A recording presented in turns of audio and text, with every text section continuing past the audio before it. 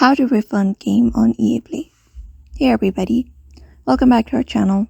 In today's video, we are going to learn how we can refund game on EA Play. So without any delay, let's just get started with the video and see how to do that. So if you want to refund your game on EA Play, these are the methods you can follow up. So for that, you need to open up EA Play on your desktop first. So when you go ahead and open up this, on your top right corner, you'll be finding this profile option. You just need to go ahead and click on your profile, open it up, and once you click on the profile section here, you'll be finding this menu.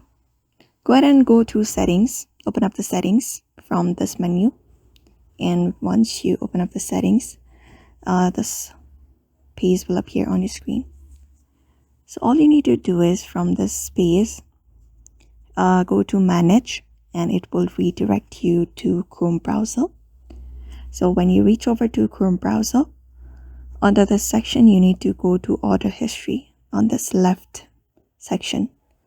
From here, go to order history. You need to verify your identity first. First, go ahead and verify yourself. And once you have verified yourself, you'll be finding that option right here from which you can refund the game on EA Play. Go ahead and locate that option and refund it, and that is it.